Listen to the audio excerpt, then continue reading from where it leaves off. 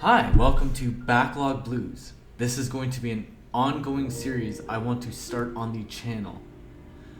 There will be side rambles in between. In fact, either my impressions of Legends Arceus will be up before this or after. But this is what I'm going to be focusing on for the next year. I have about 10 games on my backlog I want to finish this year, and since January 16th, I've taken 2 off, so 8 left.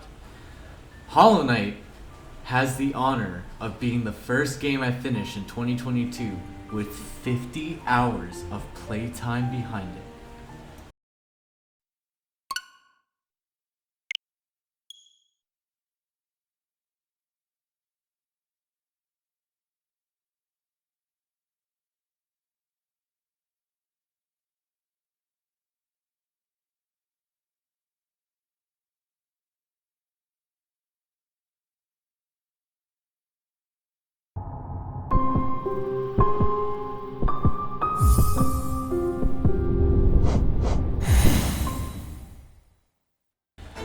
Hollow Knight is a game I bought in 2018 for the Nintendo Switch because of the hype surrounding the release. I always heard things about how it was Dark Souls inspired while being a Metroidvania. It was an instant buy for me, and turns out I wouldn't even touch it until October 2021 thanks to my current girlfriend. We have this thing where we choose 2 games we each want each other to experience, and then we go through them together on a rotation. After Shin Megami Tensei 4, it was her turn, and if it wasn't obvious, Hollow Knight was her pick. Pretty convenient since I already owned it, but it made me dread what I was about to go through. My knowledge of the game had increased from the initial time I bought the game, and hearing about how tough it was and the lack of proper navigation did not make it a good motivator, especially since the content is overwhelming. I didn't get the best ending, and I didn't do the Godmaster challenges, but I did as much as I wanted to before I said I'm fucking done.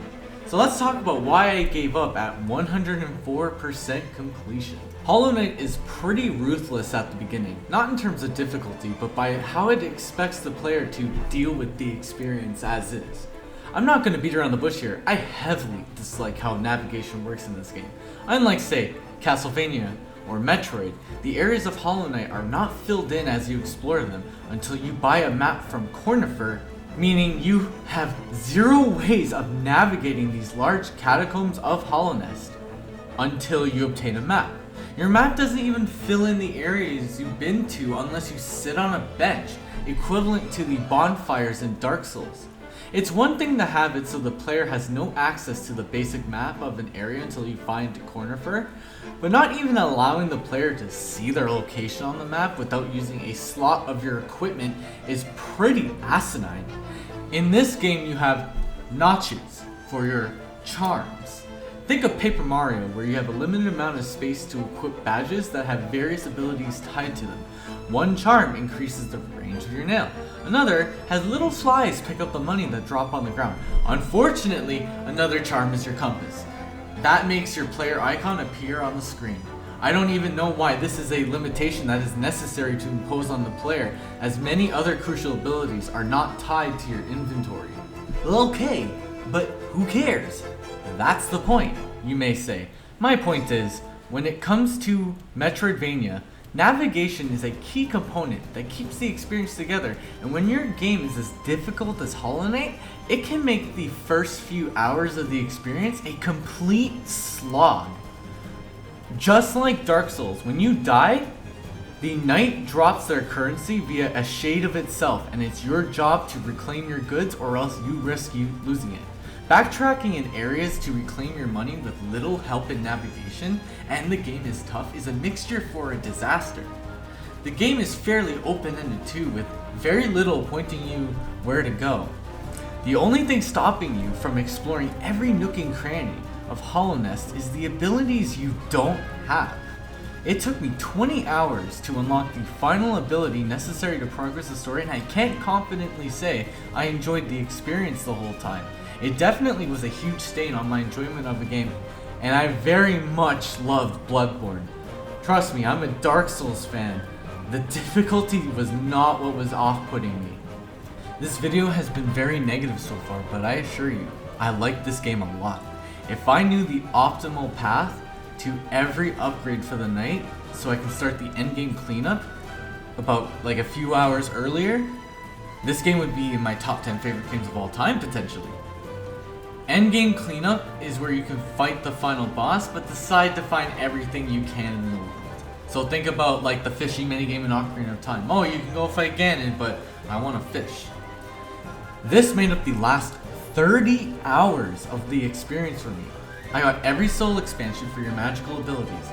I got every mask shard for your health, every charm except Void Soul, and I completed the Grim Troop DLC, all ending with a 104% completion.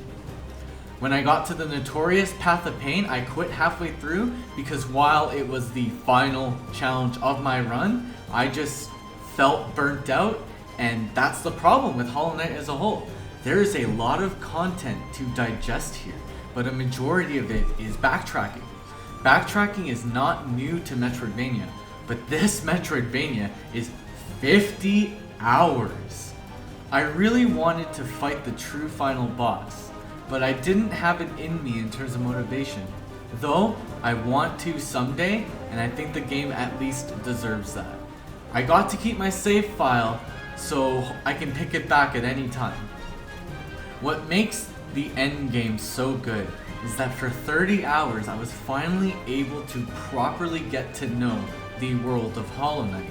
Those that still take up residence in the Hollow Nest, and those from above ground in Dirtmouth, helping them with their problems, seeing how they change throughout the story, for the better and for the worse.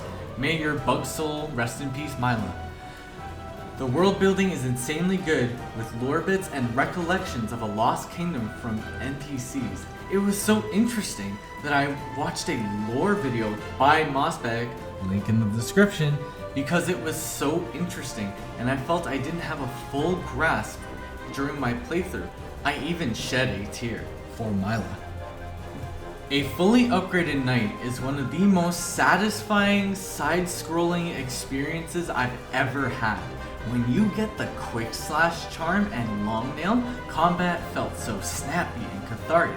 Learning all the nail arts that dish out massive damage during tight openings and bosses, Nightmare King Grim, while feeling like I have a complete freedom in movement, is a special kind of experience you can only understand when you feel it for yourself.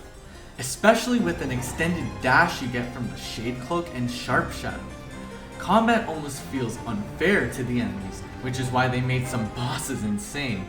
Nightmare King Grim was the most insane Metroidvania boss I've ever had the pleasure of experiencing, and took me hours to beat. It almost felt like Toho, but little by little I got better, optimized my charms, and before I knew it I was screaming YES! Like I was receiving my first blowjob. His theme is godlike. I don't think the music in this game is super catchy and worth putting on my phone to listen to on the way to work, but his theme, ooh, that shit was so catchy, man.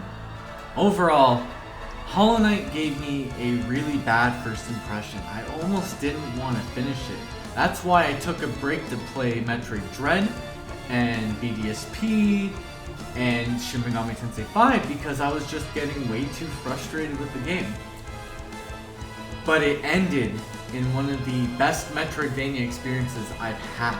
I'm happy I sunk 50 hours into it, but by that time I was burnt out. Sometimes having too much content is a thing, and keep that in mind when you play Hollow Knight. It's almost complete, so I might as well go back and try it any time. But for now, I am satisfied with what I did. I recommend this title. Give it some patience. It's $17 on Steam if you live in Canada. You can get it on pretty much every platform. Seriously, give it a try. Well, that's probably going to end up one of my longer videos. I hope you liked it. And seriously, like, Hollow Knight was great, and I'm looking forward to my next Backlog Blues on Lost Judgment, and that's going to be a bit of a more somber one because just to get ahead of myself, I love that game, but it may be the last one in the series, so look forward to that video. Have a nice day, guys.